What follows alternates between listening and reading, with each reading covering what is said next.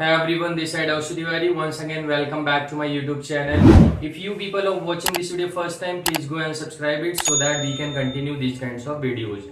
Dear students, in the last video session, we had completed first introduction part of the polynomial, which is second chapter of NCERT Maths of class 9. In this video session, we are going to start third introduction part of the polynomial. So in the last video session, the last point which we had completed, that was the remainder theorem, and in this video session we are going to start with factorization and method of factorization.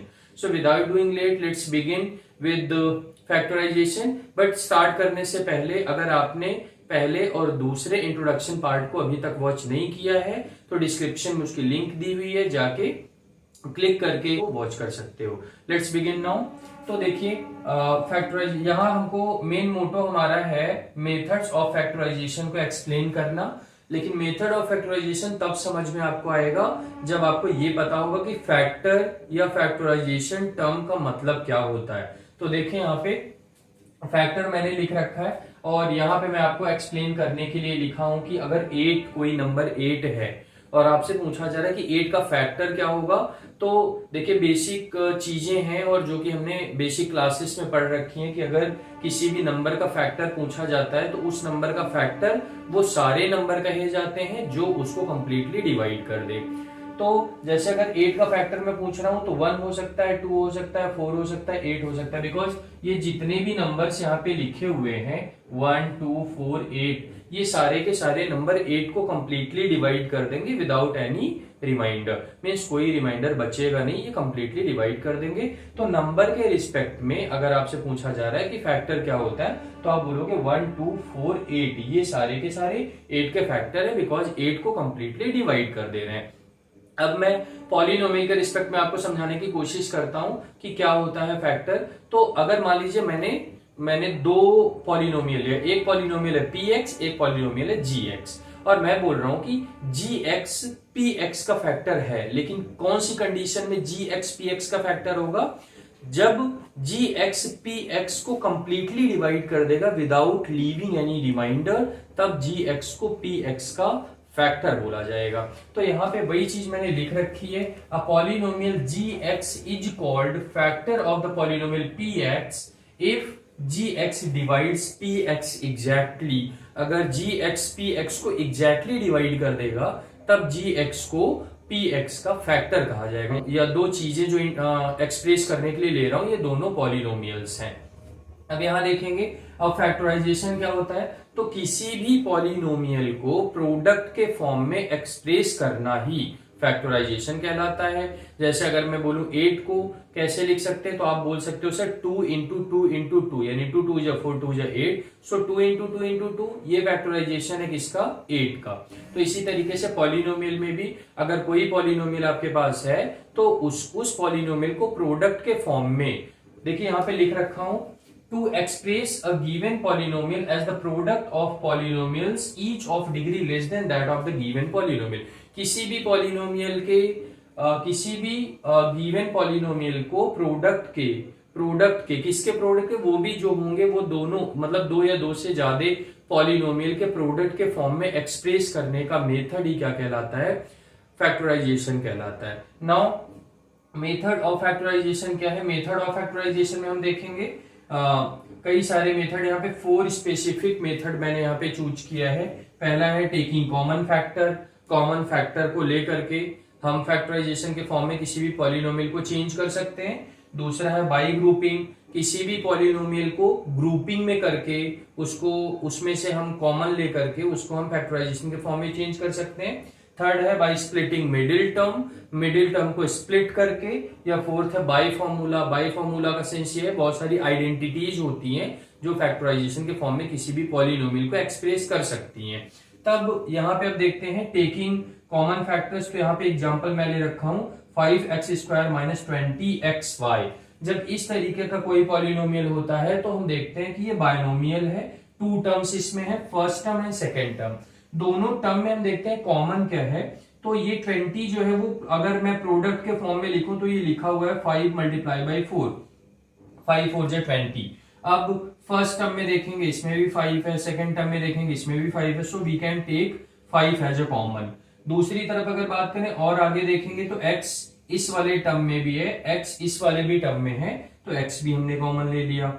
अब उसके बाद जब इस वाले term से 5 और x हमने बाहर ले लिया, we have taken 5x as a common outside the bracket, so what will left inside the bracket, just x only, x बस बचेगा आपके पास, बिकॉज यहाँ पे एक्स स्क्वायर था, एक्स स्क्वायर का सेंस ये होता है x मल्टीप्लाई बाई एक्स था, अगर एक x आपने ब्रैकेट के बाहर कर लिया तो एक x ब्रैकेट में बच रहा है। फिर माइनस साइन है तो माइनस साइन हमने लगा लिया, यहाँ पे 520 में से मैं 5 को बाहर कर चुका हूं और प्रोडक्ट में लिखा था तो 5 मल्टीप्लाई बाई 4 था। If you have taken 5 outside the bracket then 4 will left inside the bracket, and x भी निकाल चुका हूं तो y बचा हुआ है तो 4y।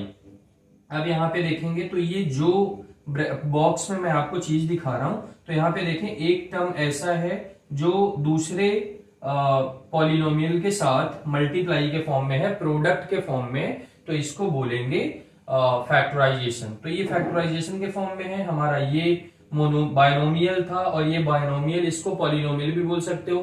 तो हमने यहाँ पे पॉलिनोमियल को प्रोडक्ट, दो पॉलिनोमियल के प्रोडक्ट के फॉर्म में इसको चेंज कर लिया, तो इसी को फैक्टराइजेशन कहा जाता है।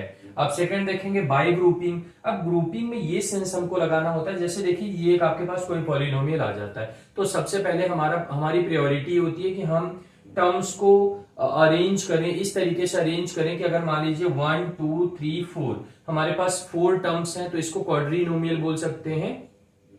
तो यहाँ पे देखें 4 टर्म्स, ये एक ऐसा पॉलिनोमियल है जिसमें 4 टर्म्स हैं, तो हम टू टर्म्स को पहले तो हम 4 टर्म्स में देख लेते हैं कुछ कॉमन है। फर्स्ट टर्म में a स्क्वायर है लेकिन सेकंड टर्म में b है, तो इन दोनों में कोई सिमिलैरिटी नहीं है तो इसको कॉमन नहीं लिया जा सकता। तो ऑब्वियस सी बात है, इसको हम इस तरीके से अरेंज करेंगे कि टू टर्म्स में से हम कॉमन निकाल सकें। तो देखेंगे ये a स्क्वायर है और a वाले टर्म्स हमारे पास दो हैं, ये है और ये है। अगर मैं इसको a स्क्वायर के साथ रख लेता हूं, इजिली मैं a तो कॉमन ले लूंगा बट b बच जाएगा, लेकिन अगर b और a को देखूंगा तो उसमें कॉमन लेने में थोड़ी सी मुश्किल होगी। तो यहां क्या करता हूं, a स्क्वायर को a के साथ अरेंज कर लेता हूं और b को माइनस ए बी के साथ ही रहने देते हैं। अब a स्क्वायर और a में हमने क्या किया, a कॉमन ले लिया, जब इसमें से a हमने बाहर कर लिया ब्रैकेट के तो a बचा और -1 बचा। अब इन दोनों में देखें क्या कॉमन है, तो b कॉमन है, b कौन से साइन के साथ, प्लस साइन के साथ b कॉमन ले लिया, तो यहाँ पे बचा 1 और -1 माइनस a। बट अब देखेंगे कि ये और ये टर्म्स लगभग हमको सेम दिख रहा है, लेकिन साइन में थोड़ी सी चेंजिंग है, तो साइन को सिमिलर करने के लिए इसमें से माइनस साइन कॉमन ले लेते हैं, और जब माइनस साइन कॉमन लेते हैं तो इस प्लस को वो माइनस बना देगा और अंदर के साइन भी चेंज हो जाएंगे। जो प्लस में 1 था वो माइनस में 1 हो जाएगा और जो माइनस में a था वो प्लस में a हो जाएगा। अब यहाँ देखेंगे a प्लस में a माइनस 1 अभी भी इस वाले एक्सप्रेशन में हमारे पास 2 टर्म्स हैं, after minus and before minus. दोनों में से हम अगर देखें तो a-1 यहाँ भी, a-1 यहाँ भी, हम a-1 कॉमन ले लेते हैं और फाइनली दूसरे ब्रैकेट में हमारे पास बचता है a-b। तो अब यहाँ भी इस पॉलिनोमियल को हमने प्रोडक्ट के फॉर्म में चेंज कर दिया, इस पॉलिनोमियल को। तो ये देखिए बाई ग्रुपिंग, सबसे पहले हमने ग्रुप में सेट किया, ग्रुप में सेट करने के बाद उसको फैक्टराइजेशन के फॉर्म में चेंज किया। अब थर्ड हम देखते हैं by splitting the middle term. जब इस तरीके का कोई क्वाड्रेटिक पॉलिनोमियल आपको मिलता है जिसकी डिग्री 2 हो, तो ऐसे में देखेंगे कि जो x का कॉफिशिएंट होता है उसको, वो मिडिल टर्म वही होता है खासकर। तो जो 11x यहाँ पे आपको दिख रहा है, इसके मिडिल टर्म को हमको स्प्लिट करना है। स्प्लिट करने का मतलब होता है तोड़ना, तो इसको 2 भागों में हमको तोड़ना है। और कैसे तोड़ना है ये मैं आपको सेंस बता रहा हूं।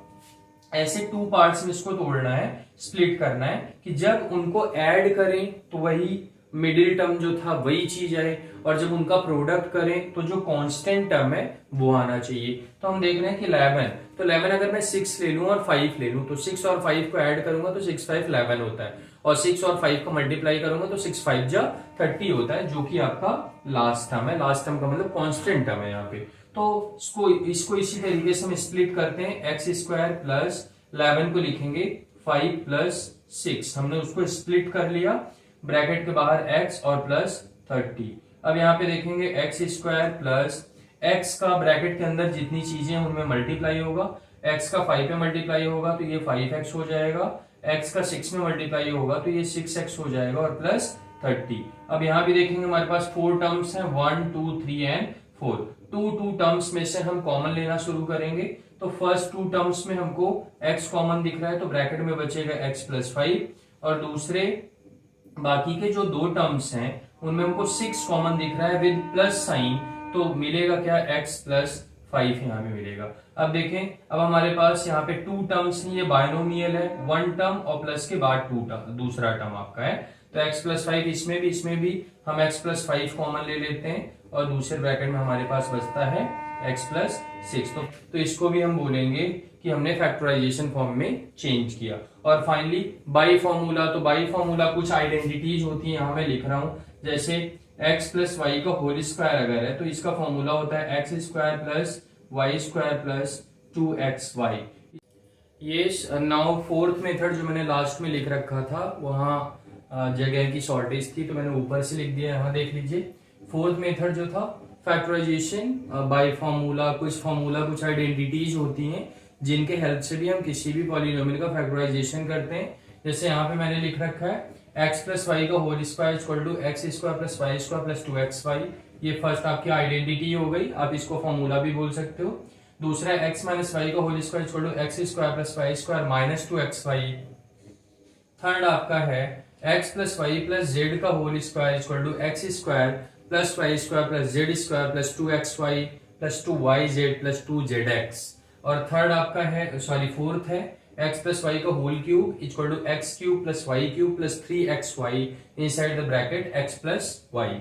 फिफ्थ आपका है x माइनस वाई का whole cube equal to x cube minus y cube minus 3xy inside the bracket x minus y. और सिक्स आपका है x square minus y square equal to in one bracket x plus y and in other bracket x minus y, x plus y and x minus y, sorry. अगला देखेंगे x cube plus Y cube equal to एक bracket में x plus y, दूसरे bracket में x square minus x y plus Y square. और फिर 8 number आपका है x cube minus y cube equal to in one bracket x minus y bracket and x minus y and in other bracket x square plus x y plus Y square. इसमें दोनों में plus plus sign रहेगा। And ninth which is very important, इसमें थोड़ी सी confusion होती है, देख लें ध्यान से। X cube plus Y cube plus z cube minus 3xyz equal to होता है formula in one bracket x plus Y plus z in other bracket x square plus Y square plus Z square minus x y minus y z minus z x. ये formula होता है कब का, जब x cube plus Y cube plus z cube minus 3xy के form में कोई polynomial दिया हो तो उसको इस तरीके से फैक्टराइजेशन के फॉर्म में चेंज कर सकते हैं। बट अगर कभी कंडीशन ऐसी हो कि x plus Y plus z इनकी वैल्यू को ऐड करने पे 0 आ जाता है तो ये पूरा पोर्शन आपका 0 हो जाता है, तब आपका फैक्टराइजेशन किस तरीके से होता है, x plus Y plus x cube plus Y cube plus z cube equal to 3xyz हो जाता है। वो कैसे होता है यहाँ पे देख लीजिए। अगर इस पूरे के प्लेस पे हम 0 रख देते हैं तो ये पूरा आपका जो राइट हैंड साइड है वो 0 हो जाएगा, तो चीजें इतनी बचेंगी। फिर 3xyz जो है वो माइनस में है, इक्वल के उस साइड में जाएगा तो प्लस में होगा, तो बस इतनी चीज बचेगी। यहाँ देख लीजिए x cube plus Y cube plus z cube equal to 3xyz। So इन सारी आइडेंटिटीज के हेल्प से भी अगर आपका पॉलिनोमियल इन सारे आइडेंटिटीज के फॉर्म में है तो इसको भी आप फैक्टराइजेशन के फॉर्म में चेंज कर सकते हो। So this was the third and last part of the introduction of polynomial. I hope you understood well. और सारे इंट्रोडक्शन क्लास की वीडियोज को आप नीचे डिस्क्रिप्शन में लिंक दिया हुआ है, उसको क्लिक करके सारी वीडियोज को वॉच कर सकते हो। So for today, thank you very much. We'll see you tomorrow with first exercise of your NCERT. Thank you.